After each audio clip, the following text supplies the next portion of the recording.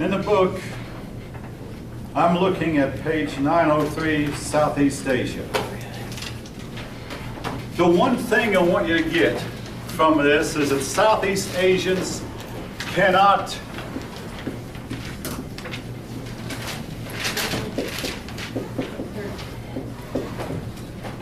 keep a democracy long.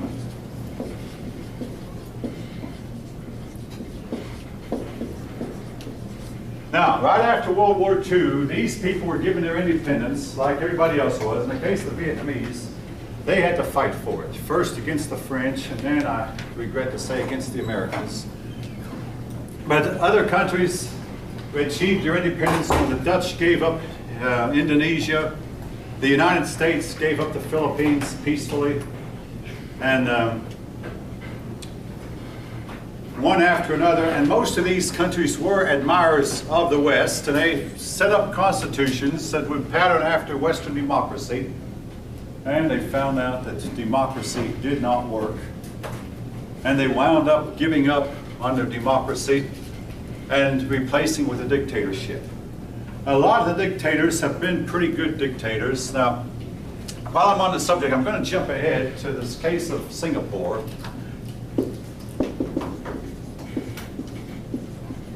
Singapore is somewhat of a typical example.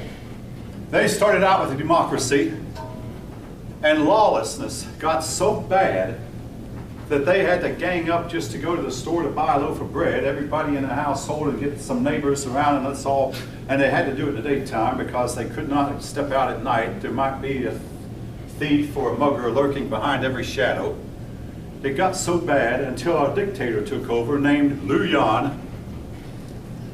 I won't write his name, but Liu Yan took over, and he brought law and order to Singapore. Now, he did it in a way that's may seem a little bit harsh to some of us. He had a practice called caning. Caning is where that the offender was made to lie on a table while a martial arts expert beat him a certain number of times with a bamboo cane. Now, this made worldwide news, or particularly American news, when a young American named Michael Fay, who was suffering from attention deficit disorder, went to Singapore and allegedly, he was accused of spray painting a bunch of cars. Now, this was the type of behavior that Michael Fay did while he was in the States. He spray painted a bunch of cars, and as punishment, he was to be given 6 licks with a cane. President Clinton called Liu Yan and got the 6 licks reduced to 4, but Michael Fay was caned. He spent some time in a hospital, then left Singapore, and it is known that he has never gone back to Singapore to this day.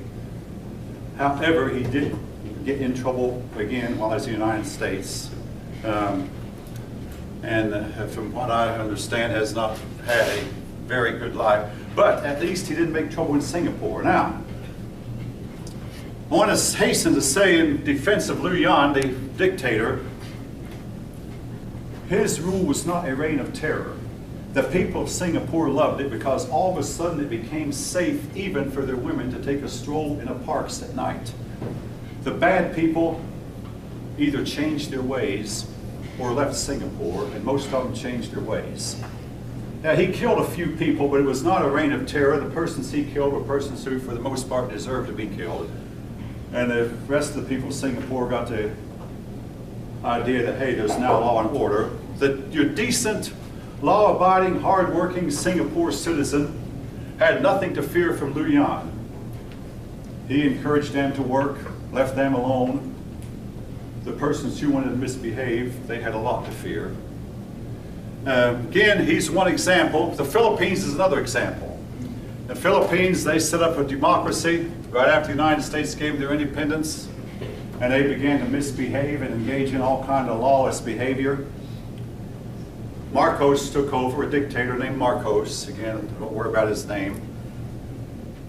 And Marcos was to govern the Philippines for a good many years. Now, unfortunately, Marcos became corrupt and eventually was ousted. Liu Yan was able to retire from the Singapore government and pass it on to his son. But Marcos enriched himself at the taxpayer expense, took the people's money and put a lot of it in his pocket.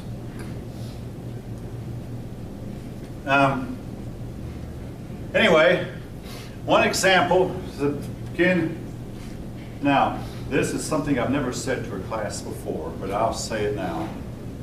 As time goes on, my own faith in democracy gets less, and less. And as Socrates warned us 2,300 years ago, that when you give people too much freedom, they after a while demand somebody come in and straighten things out. And if you're, I mean, maybe you don't have the problem yet, but in a lot of neighborhoods, there are gangs going around and they'll recruit you if they can, or recruit your children to be part of their gang, and they'll go around and tearing up yards, tearing up flower beds, breaking windows, pulling antennas off of cars, and knocking down mailboxes. When Michael Fay was caned in Singapore, they took a poll and they found out, and this may surprise you, 38% of Americans say that they believe that we should start administering the same kind of punishment to our youthful offenders. Anyone have a comment? I mean, it's, you don't believe in it until they come after you. I mean, the bad kids come after you. And then you start believing in things that you didn't believe in before. All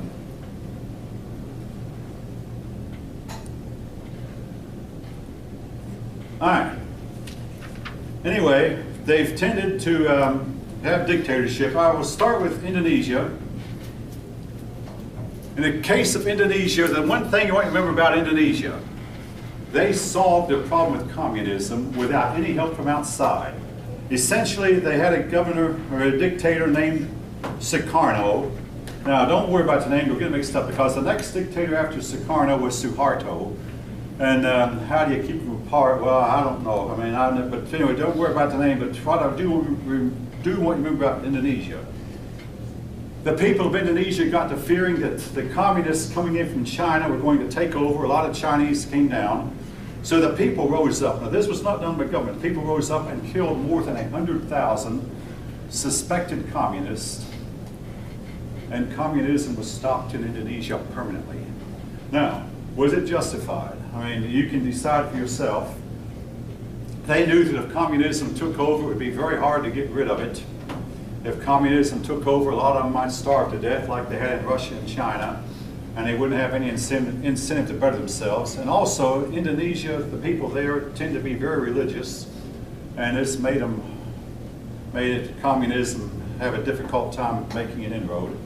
Anyway, without any help from abroad, they kicked the communists out permanently.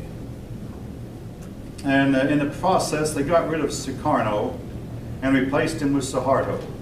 Suharto was to govern Indonesia until 2008, fairly recently.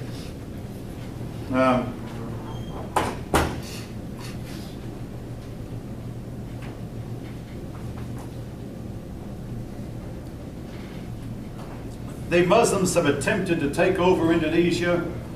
Again, this has been resisted by the Indonesian government, and it's going to be interesting to see what happens in the days ahead. It's interesting enough, Indonesia passed a law that everybody must believe in some kind of religion, whether it be Christianity, Islam, or Buddhism, or Confucianism. They outlawed atheism. I'm not saying this was right in any way, but at one point they did.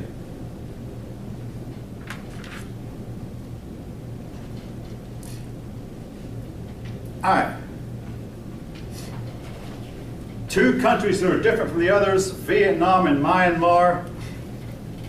Vietnam wound up going over to the communists and have remained communist to this day. And as is the case of every country where communism is taken over, after they realized that communism was not working, they modified it somewhat and allowed a little bit of capitalism in, and they started to prosper better. As for Myanmar, this is kind of weird. Myanmar is what was once called Burma. And Burma was never taken over because they seemed to like Western ways. That was during the colonial period. Then, once the colonial period was over, they said, we don't trust you Westerners, get out of here, and they refused to adopt Western ways, and they began to isolate themselves. Now, Myanmar made news when a huge storm hit Myanmar and devastated a lot of it. The United States offered to help, And the Myanmar government said, no, you stay out of here, you're pretending to be our helper, but actually you're nothing more than spies. We don't want you coming in here, because once in here, you'll spy on us.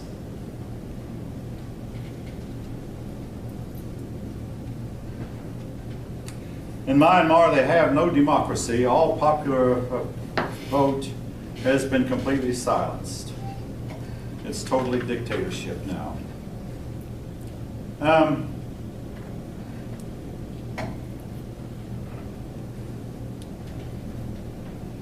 In 1997, this part of the world experienced a big financial crisis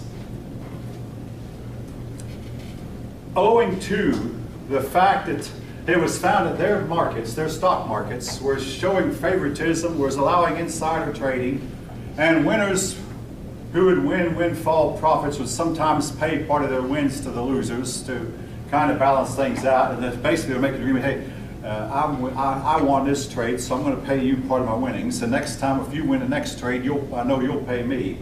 Practices that is considered very devastating to the outside world. Anyway, they were caught doing this, and it caused people to flee their markets in droves, and their markets went way down. I'm talking about the market of Japan, South Korea, Hong Kong, and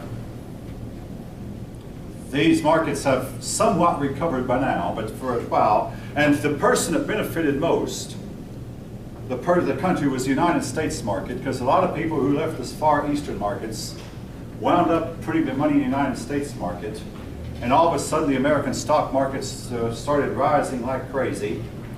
And Bill Clinton got a lot of the credit for it because he was president at the time, even though really he didn't deserve the credit. But nevertheless, it just happened that the market, you might say the ball took a favorable bounce his way.